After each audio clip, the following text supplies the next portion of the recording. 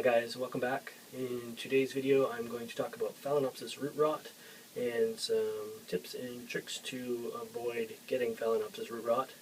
In my hand here we have a white Phalaenopsis that I actually have hanging. Beautiful white flowers on it. It's been blooming for quite a while. Beautifully arranged too. I just haven't moved it, and nature has taken its course and produced nice rows of white flowers.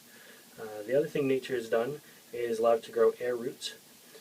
Phalaenopsis are actually an air plant. They grow on trees. They may use the roots to stick to the tree, but generally their roots are going to be exposed to the air, or 99% of the roots are going to be exposed to the air. So when we grow them in a pot, we have to make sure that the mix is nice and airy. I like to grow them in a clear pot with extra vents so I can see exactly what's happening with the roots. The other thing I try to encourage is actual aerial roots themselves. That way, what better way to make sure your roots aren't going rotten than to be able to see them in the air. You'll never find that an aerial root will ever go rotten on you because it has enough air to keep it moist but dry it out quickly after watering. So I'm going to show you a few of my plants and how they're potted up. I'll show you an interesting way to pot a Phalaenopsis by mounting it on a piece of wood. This is actually more natural to the way they would grow in the wild. One thing that most people probably don't know is that the way we grow Phalaenopsis like this, the plant is actually growing upside down. In the wild they would be growing like this. Okay, so here's one of my Phalaenopsis, and I have it just planted in a sphagnum moss and bark mix. I keep it super light and airy. I dig my fingers around in there quite often just to keep the bark nice and loose. I don't want it to pack down at all. I've also let the roots just go everywhere.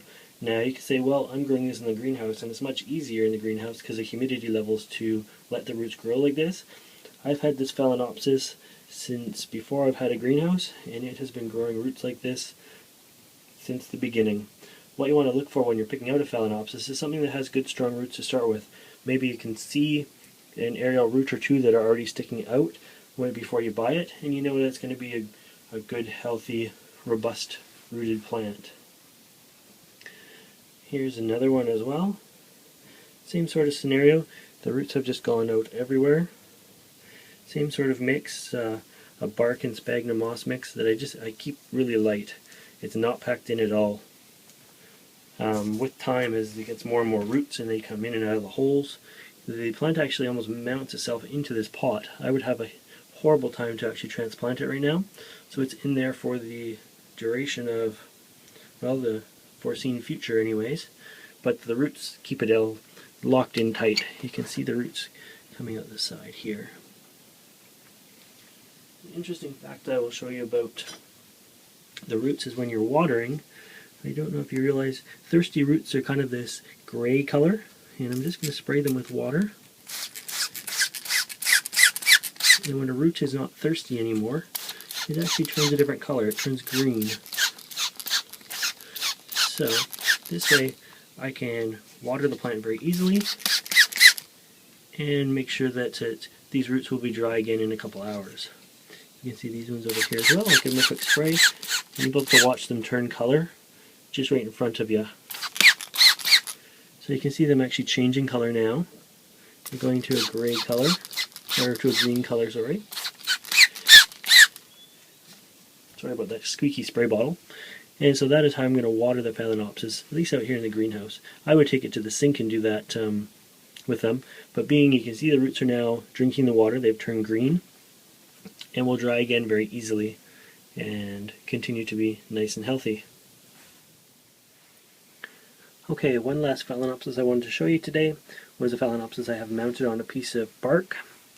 I mounted this Phalaenopsis a couple years ago, and it's doing wonderfully on the bark. It has lots of long roots that come down, as well as some roots that come sideways, and roots that actually go right over the back of it and towards the back of the bark there.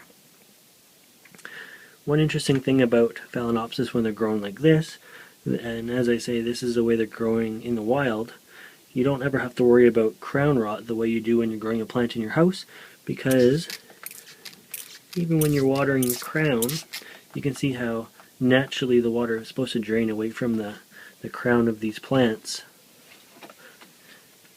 So if you ever get water in the crown of your Phalaenopsis in a pot, make sure you take a cloth or paper towel and dry that back out. Anyways guys, that's it for this video. If you want to see more videos like this, please subscribe to my channel.